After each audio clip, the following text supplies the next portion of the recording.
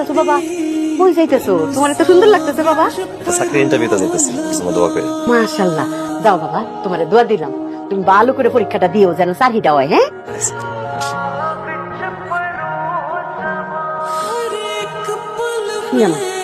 ওই মঞ্জিলা, তুই সুপারি দিছস না, পান খাই আমি কি দিয়া? ইয়াংম্যান, পরিচয় করে দিচ্ছি, আমার মেয়ে এলিজা, এই কোম্পানির এমডি। হ্যাঁ। আসসালামু আলাইকুম। ওয়ালাইকুম আসসালাম। রেজাল্ট তো খুবই ভালো, প্রত্যেকটা সাবজেক্টে first class first. Thank you sir.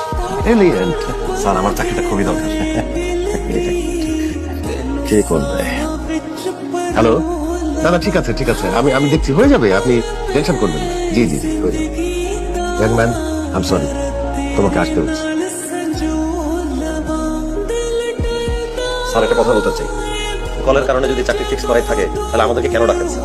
এই অদৃশ্য হাতের ছোঁয়ায় যদি সবকিছু নির্ধারিতই থাকে তাহলে নেক্সট বলে আমাদের মতো স্বপ্নবাজ তরুণদের স্বপ্ন নষ্ট করা মানে কি? কি বলতে চাচ্ছ তুমি? স্যার আমি কি বলতে চাচ্ছি আপনি খুব ভালো করে জানেন, শুধু আপনি ভাঙ করে যাচ্ছেন, কিছুই বুঝতেছেন। আশা করি আমার পরে কাউকে নেক্সট বলে ডেকে তাদের স্বপ্নগুলো নষ্ট করবেন না। আসি স্যার। আমার সার্টিফিকেট নেই। সার্টিফিকেটগুলো লাগবে, সার্টিফিকেটগুলোর উপযুক্ত স্থান ডাস্টবিন। তার চেয়েও ভালো হয় যদি এগুলো আপনাদের টেবিলে পড়ে থাকে। এই সার্টিফিকেটগুলো আপনাদের দিকে তাকিয়ে আছে। বাবা চাকরির অনেক কনফার্ম করো। বুঝিস না কেন? ওই যে আমজনতা পার্টির আন্নান সাহেব ফোন করেছিল, ওনার বান্নের ব্যাপারে। বাবা আমি জানি না, আমি তোমার মেয়ে, আমি তোমার মেয়ে হয়ে সুপারিশ করছি, তোমার চাকরিটা কনফার্ম করো। বাস।